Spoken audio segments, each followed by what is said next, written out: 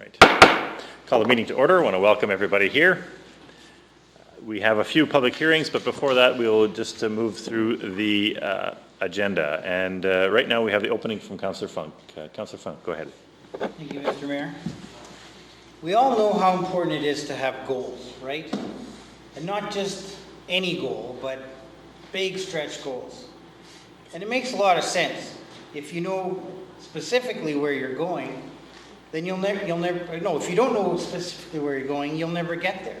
And if you don't set the bar high enough, you'll never reach your potential. Goal setting is accepted common sense in the business world. Questioning the wisdom of setting goals is like questioning the very foundation of business. We might debate which goals to set or how to set them, but who would debate whether to set goals at all? Tonight I'd like to. It's not that goals by their nature are bad. It's just that they come with a number of side effects that suggest you may be better off without them. The authors of Harvard Business School working paper, Goals Gone Wild, reviewed a number of research studies related to goals and concluded that the upside of goal setting has been much exaggerated, and the downside, the systematic harm caused by goal setting, has been disregarded. They identified clear side effects associated with goal setting, including narrowing focus that neglects non-goal areas, a rise of unethical behavior, distorted risk preferences, corrosion of organizational culture, and the reduction of intrinsic motivation. Here are two examples of goals gone wild the authors described in their paper. Sears set a productivity goal for their auto repair staff, bringing in $147 for every hour of work. Did this motivate employees? It sure did. It motivated them to overcharge on a company-wide basis. Remember the Ford Pinto? The car that was thrown to ignite when it was rear-ended?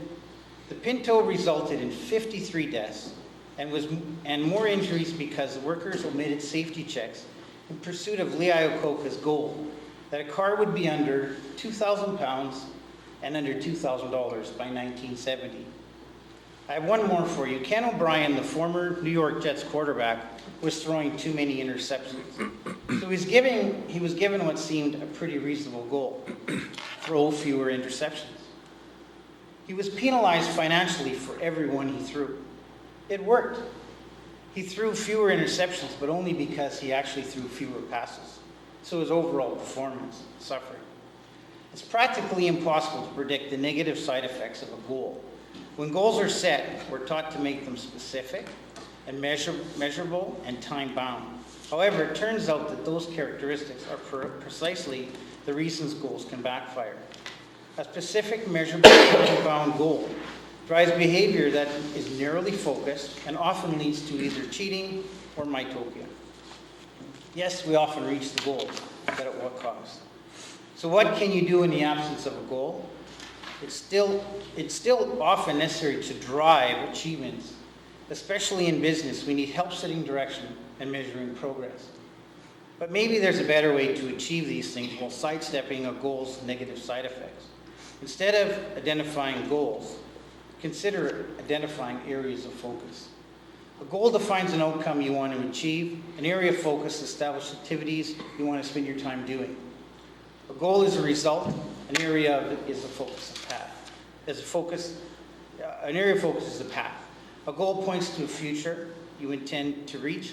An area of focus settles you into the present. Obviously, these aren't mutually exclusive. You could have a goal and you could have an area of focus. In fact, one could argue you need both. The goal specifies where you're going, and the area of focus describes how you plan to get there.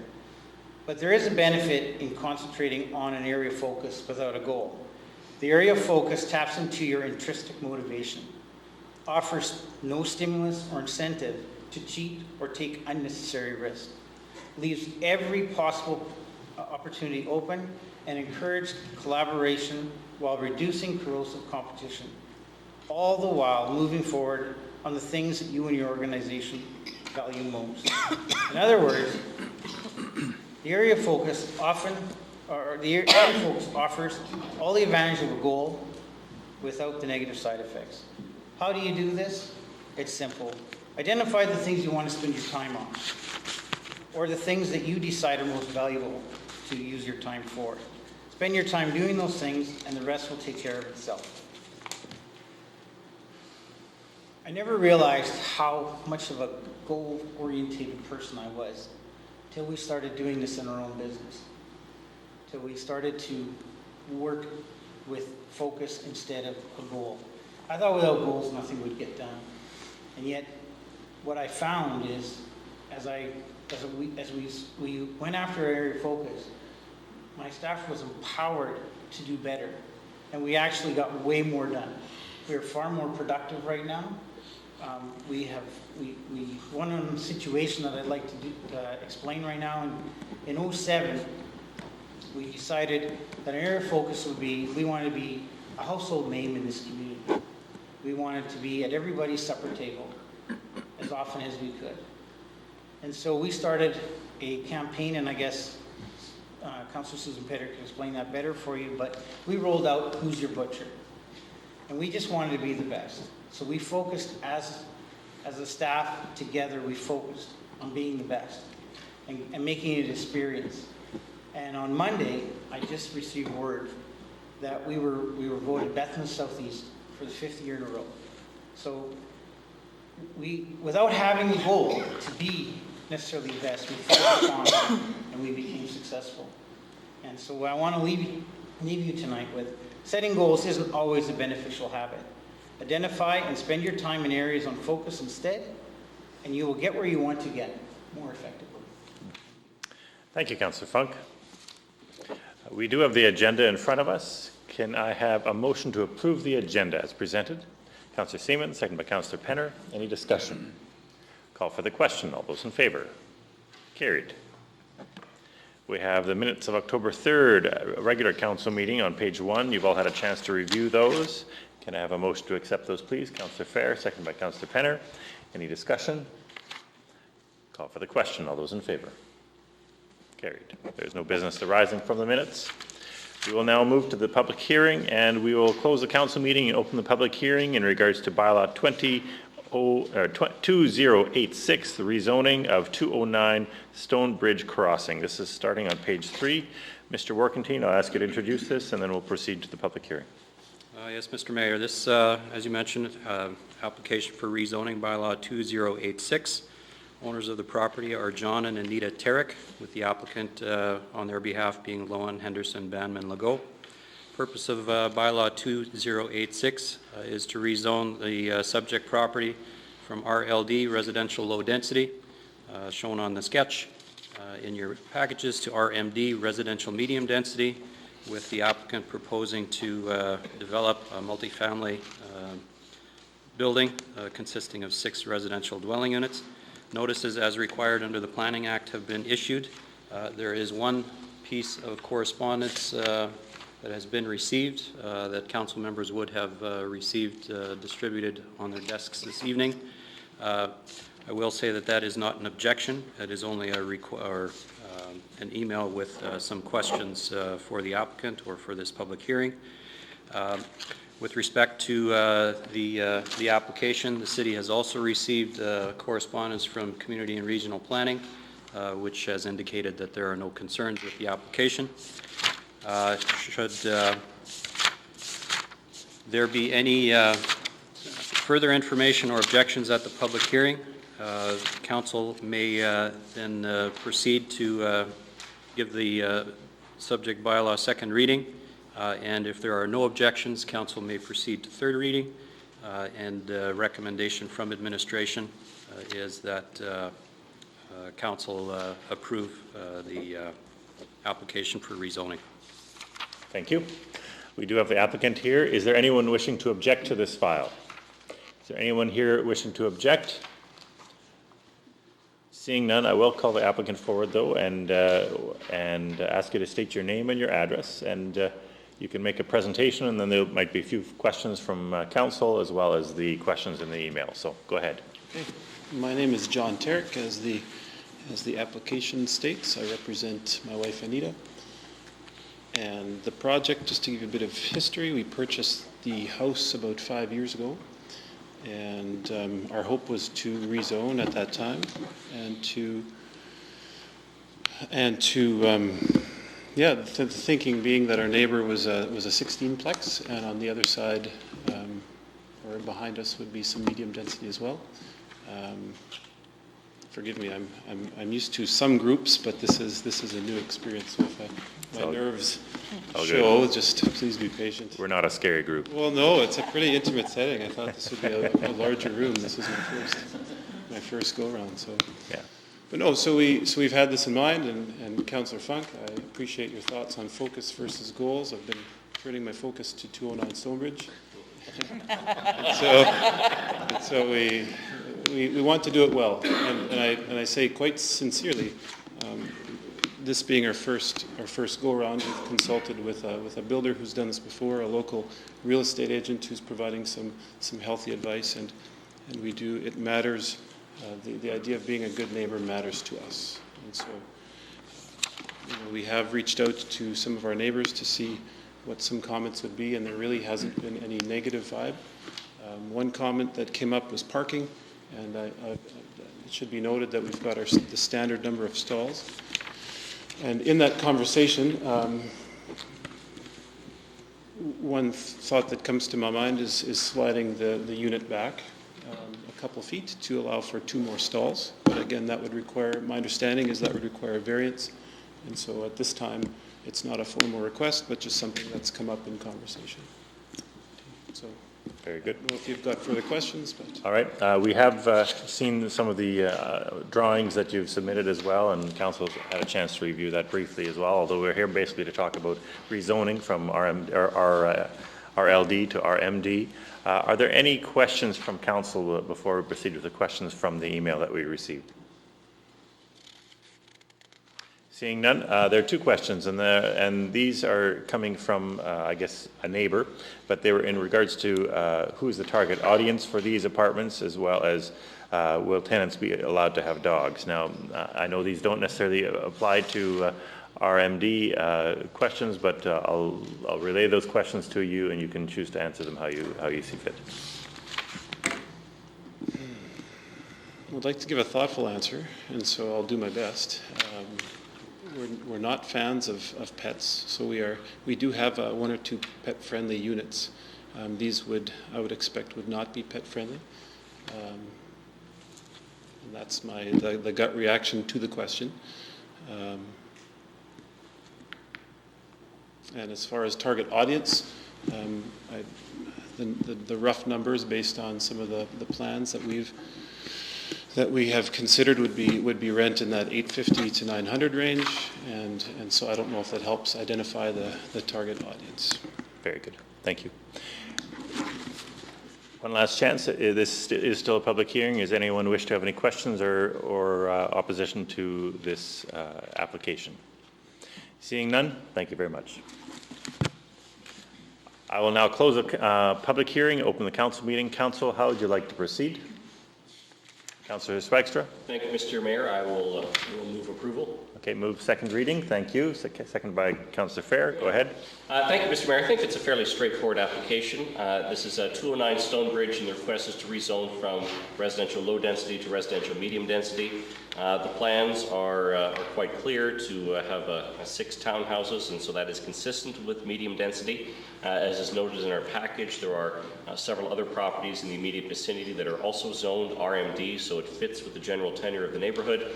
I appreciate to hear that the applicant has taken the time to consult with some of the neighbors and that there aren't any significant concerns, which is also probably part of the reason why we don't have the objections this evening. So it's always good to see that proactive approach. So I think it's appropriate for us to move ahead to second reading. Thank you. Councillor Fair. Just briefly, Mr. Mayor, I think it'll fit in well with the building next door, and I also appreciate that the applicant has done due diligence to make sure that it fits the property. The parking stalls are what's required and stuff. So I think it'll be good for that area there. So. Okay. Thank you. Further discussion from council. Anything in closing? All right.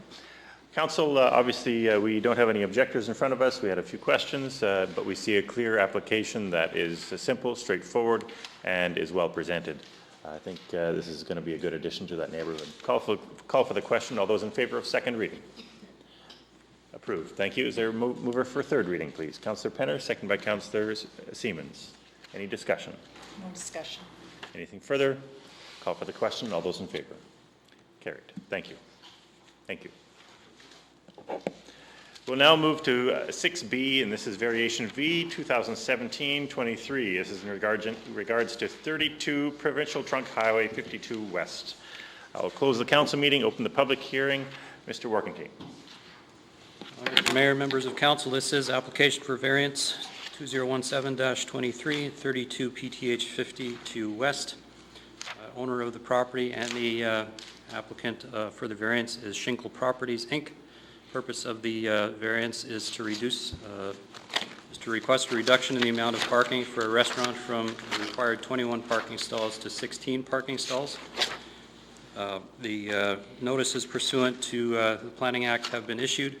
There is no written correspondence on the file.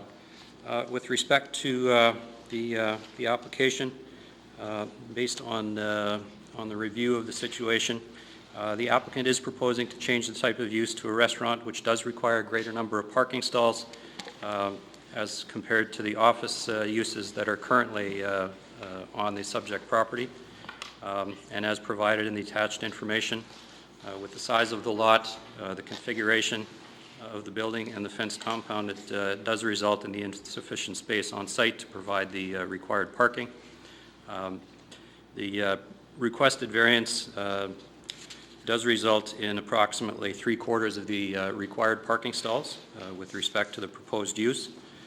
And overall, with the application, and it is recommended that council deny the application. Thank you. We do have the applicant here today. Is there anyone here wishing to object or have any questions before we proceed? Anyone here wishing to object or have any questions? Seeing none, does the applicant wish to speak? Sure. Okay. Now, this isn't the first time you've been in this, but you still do have to state your name and your address. My name is Bob Shinkle. I'm with Shinkle Properties. I've got Lynn and Judy here from Viet House. They're just next door to the property, to the subject property. They're running a successful business. It's just tucked in behind on the building at 20 West, what we call 20 West, and quite frankly, they've done a good business. They've run out of space, and they'd like to expand, and this would be, we think, a good opportunity for them to expand. They would be 5 stalls short of the 21 stalls that are required by code.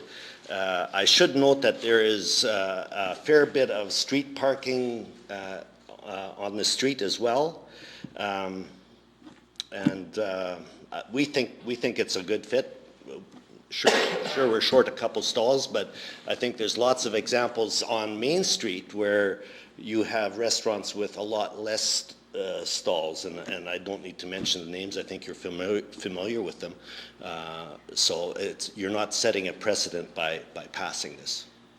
Thank you. Are there any questions for the applicant? Councillor Swagster and then Councillor Siemens. Thank you, Mr. Mayor. After sort of looking through the plan, are you saying there's no way in terms of within the property to get additional parking? I understand that you have a fenced-off parking area, but I'm assuming that's a requirement because of the government offices there and that you can't have any of those available, or? That's right. Those are specifically for the government, for the CFIA. So no, there's really no opportunity for additional parking. There is a back lane there, but it's not developed, and it wouldn't be suitable for more parking. Thank you. Councillor Siemens. A little concerned with the comment that there's parking on Main Street there, because that is also a high flow area, but there is parking there. There is a parking lane. How many seats in this restaurant? In the proposed restaurant, We don't have that, actually. We've started drawing the design, and then we kind of stopped because we realized we were short of stalls and didn't want to spend the money on it. I think the existing your existing restaurant, Lynn, how many? 24 chairs, yeah. Thank you. Councillor Swagstra. Thank you, Mr. Mayor. Based on the last answer, you may not be able to answer this, but I'll ask it. I'll just ask it anyway. Assuming that you had adequate space for the restaurant you're planning to build, how many parking stalls do you think the restaurant actually needs? So the question, because you mentioned overflow in terms of the street and all that, but what do you, in terms of your estimate with the restaurant, how many parking stalls does it actually realistically need in your estimate? Well, that's a loaded question. We're you know, if the building was 1,500 or 1,700 feet, we wouldn't be here, and it would equally serve their purposes. They don't need 2,100 feet. It just happens this building is 2,100 feet. So I don't know if we could make it smaller or subdivide it into making some of it back to office or something like that to comply. But it seems like that would be an exercise that probably wouldn't be worth the exercise. Thank you, Councillor Swagstra. Councillor Penner. Thank you, Mr. Mayor. This question may end up going to the city manager, but I'll ask it just in case the applicant wants to comment.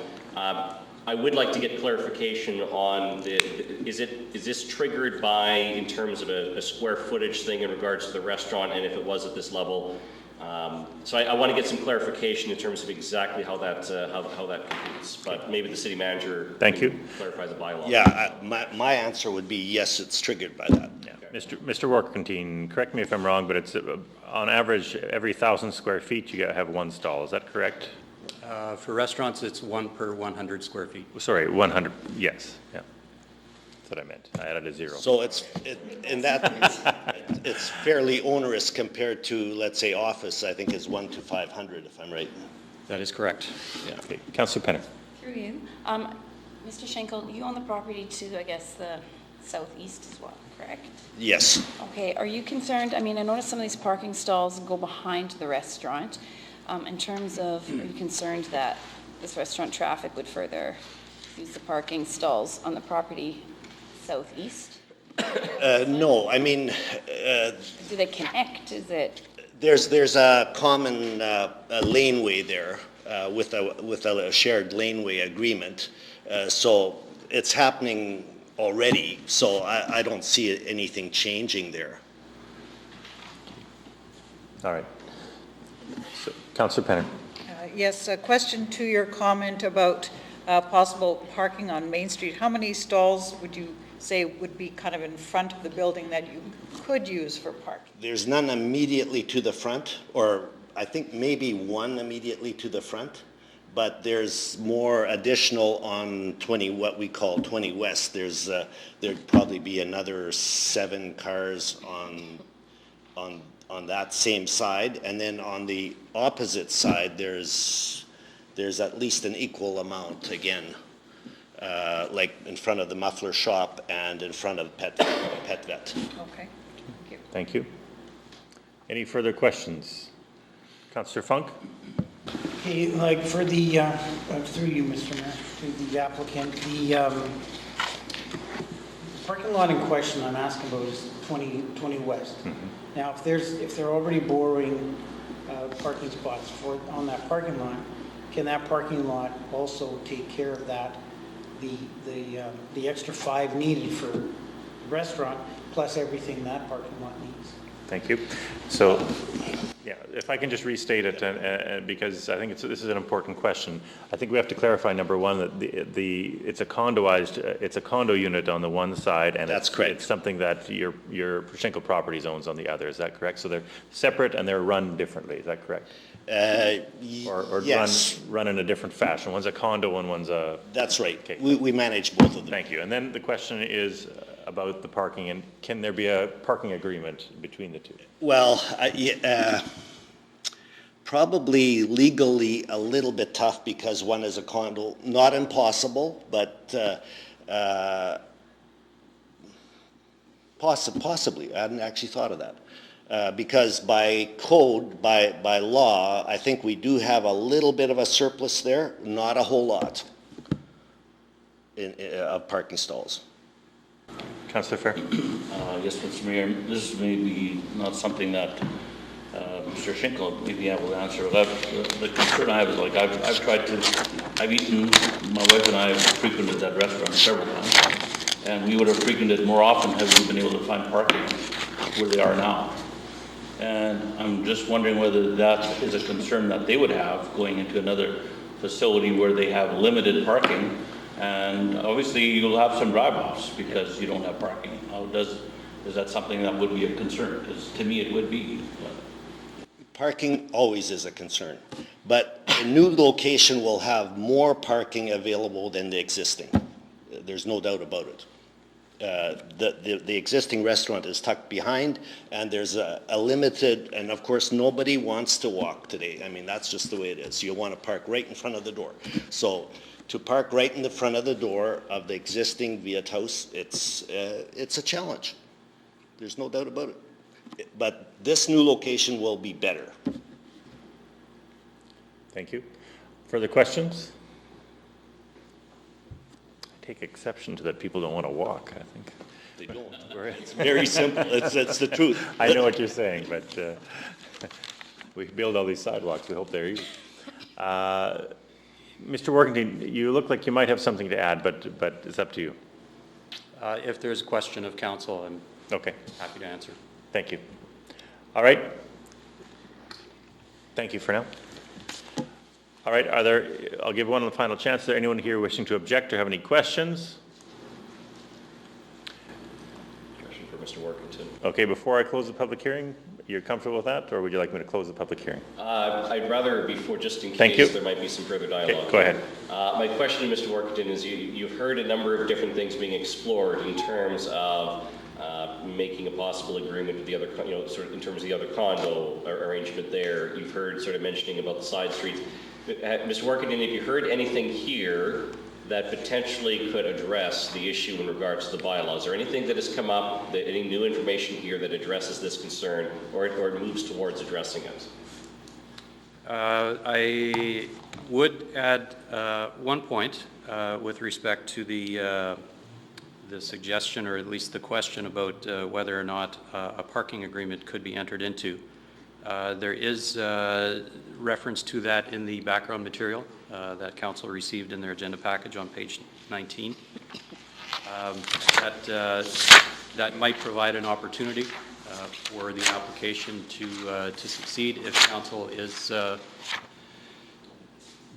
is prepared to consider that as a condition, presuming that the neighboring property is able to support the additional parking, i.e. Provided that the existing commercial and residential uses provide the opportunity for additional parking to be allocated. As Mr. Schinkel mentioned, there is, I believe, a shared access lane that is provided between the two properties. Perhaps this could be explored further.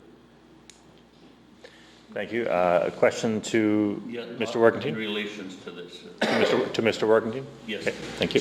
So to you, Mr. Workington, if Mr. Schinkel decides 5 years from now he's going to sell one of the buildings, who's going to police that the parking stalls are going to be met? That would be an unknown at this point, because while we can plan and anticipate, we don't know exactly what the future will be. But there could be alternative uses for the commercial space in the future. That is something that isn't known at this time. Thank you. Further questions before I go to Mr. Schinkel one final time? Further questions? Seeing none, go ahead. We also own the property across the way, which would be, if we need a parking agreement, that would probably be a better alternative. That's all retail, and it's not it's not fully utilized by any stretch of the imagination. I haven't done the math on it, but quite clearly we've got an overabundance of parking there. So if that was something that would make it more palatable, we could surely do a parking agreement there. Thank you. All right, I will close the public hearing and open the council meeting. Council, how would you like to proceed? Councillor Penner. Move to approve? Thank you. Is there a seconder? Councillor Siemens, go ahead. Thank you. I think this is a case where the factors of approval outweigh the factors of denial in my mind. And why that is this. First of all, the applicant or the applicants have a restaurant that has been so far highly successful. They want to succeed. Parking has been an issue in their previous building where they have been. They want to move to a different, more visible location, so their success will probably follow. The other piece that really stands out to me is so many restaurants that I go to have fewer stalls than this. If you go to any urban area, you often get very few stalls, if any. They're all in the street or they're all on the side streets or wherever. So it's not as critical for me that they have the exact number of parking for this restaurant. I think they can manage. I think if an agreement is made with the condo owner for this use, I think that would work very well. Because while the restaurant is there, they could have this agreement. And I see no issue with it. Thank you. Councillor Siemens. Thank you, Mr. Mayor. I agree with many of the comments made, and to really, my feelings again are similar. There's a lot of restaurants. This isn't part of our downtown core, but it is an extension of our downtown core, so it is part of our main street. And there are restaurants on our main street in our downtown core that have a lot less parking. And also the meals, whether it is generally, I was assumed that it would be around the supper time, the 6 o'clock time. Then the businesses that are in those commercial areas would have less requirement for the parking. And so there would be overflow automatically. And people will park where they want to park, whether it's assigned restaurant parking or not. So I agree with the motion as it stands that we should approve it. Okay. Thank you. Further discussion? Councillor Swagstrom. Thank you, Mr. Mayor. I'd like to propose an amendment, whether it's friendly or a formal amendment, we'll see in a second, but that the approval be conditional on a successful access or shared parking agreement with one of the neighboring properties. Okay. Is this a friendly amendment, or would you like to? Friendly is fine. Okay. Are you comfortable with that as a seconder? Okay. Thank you. Speak to the friendly amendment. Thank you, Mr. Mayor. I'm supporting the motion, and now with the amendment, I will fully support it. Obviously, we want businesses to grow and succeed in Steinbach, and this is a prime example of a successful restaurant that has an opportunity to grow and expand. We want to support that to the greatest degree we can. At the same time, this is an area, in terms of this bylaw, restaurant parking is a real issue. And this is one where we know the parking stalls are needed, because this isn't an office. This is a restaurant parking where the more seating you have in the restaurant, the more people that are going to be parking there. And that's just simple math. And we hear in a number of areas in Steinbach, we hear issues about parking. And so we got to be careful about creating situations that accentuate that. But at the same time, I've heard options here in regards to if we can, Mr. Schinkel has mentioned a couple different property options where you can have a shared access agreement. And if we can do that, and even if one of those shared points happens to be a little bit further than the front door of the restaurant, I'm fine with that. I'm fine with being flexible and allowing for that, so that way we can meet the intent of the bylaw, meaning to have that parking available, and at the same time, having some flexibility here so that the restaurant can expand. So with the amendment, I'll support the motion. Thank you. Further discussion? Councillor Fair. Yes, Mr. Mayor. I could agree with the motion. I'm very concerned about adding traffic from across the intersection, across the corner, because it's around a curve, and at the best of times when you come off there, you can hardly make it onto the street driving, never mind walking. And so I think that I could support the motion if there was, the parking was in the adjacent property. And whether, I don't know if that's a possibility to do that or not, but. Okay. Thank you. Just to clarify, the motion does not state where the added parking will need to be. So just to be clear. And I would have some concerns with it, yes. Okay, thank you. Further discussion? Councillor Penner. I concur with Councillor Fair's comments. I'm not sure that we want people running across a busy highway to get to the restaurant, just as a basic safety concern. Also, vehicles may not be anticipating it. So, as he said, if it's on the adjacent property, I'd be comfortable supporting the motion. I'm not comfortable if it's across the street, so I wonder if we can further amend.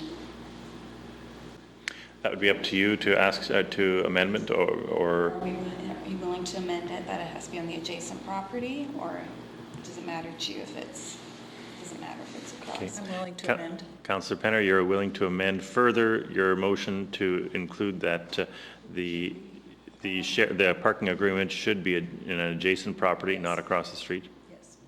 Councillor Swagstra, are you Accept the amendment to the amendment to the motion. Councillor Siemens, you're comfortable with that?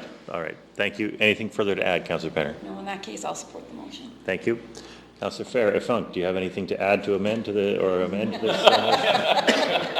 I think this motion's been amended as many times as you can.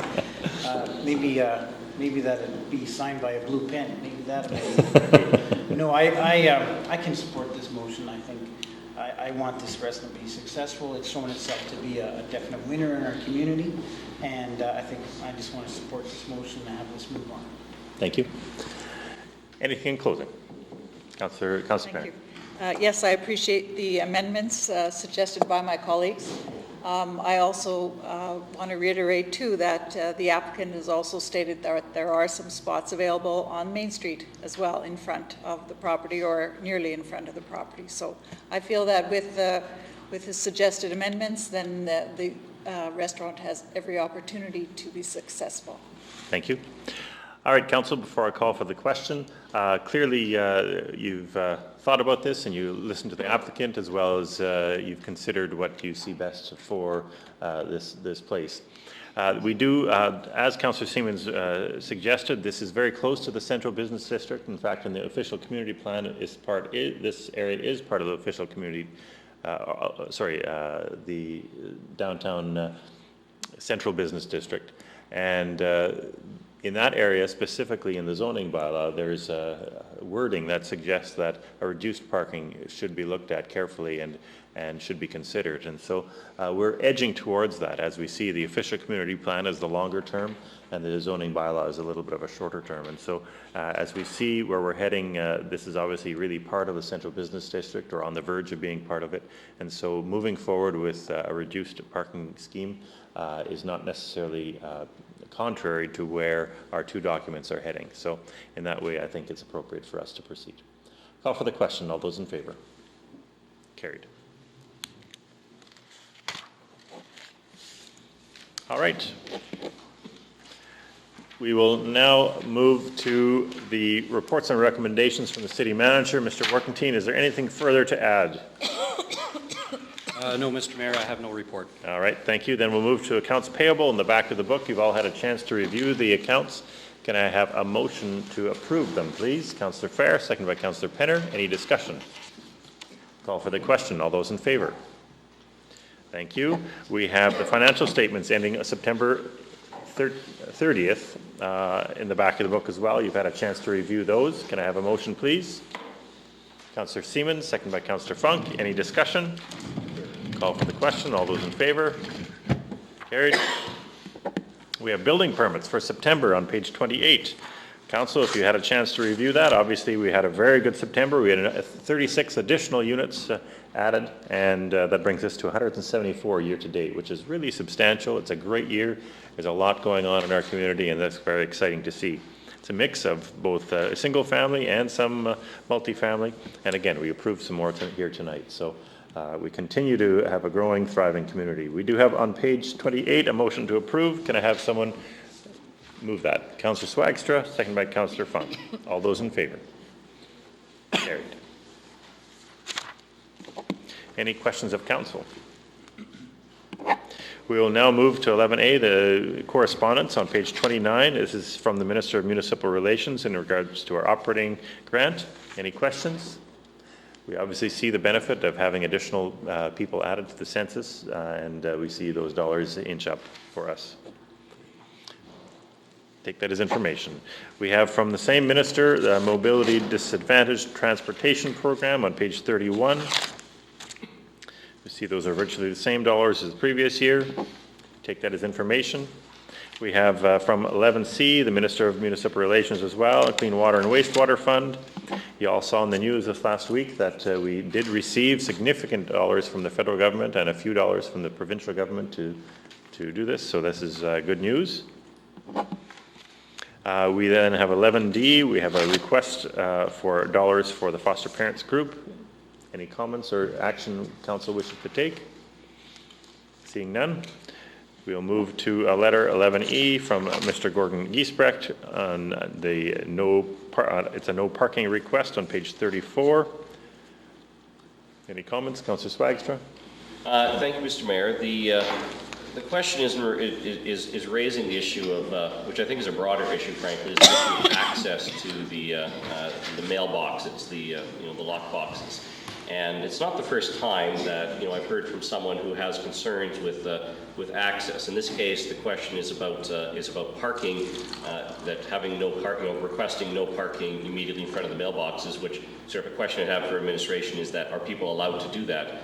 And then sort of the broader question is, where is the city's jurisdiction on this? Because it does seem a little bit murky, because Canada Post is responsible for their box, but there are issues of access that come up. So my inclination is to ask for a report with some background information in regards to the city's responsibilities here, what powers do we actually have, and is there a broader question here that we potentially need to address in terms of access to these mailboxes? Because it is a question that has come up in a few different contexts. Okay, thank you. Councillor Fair?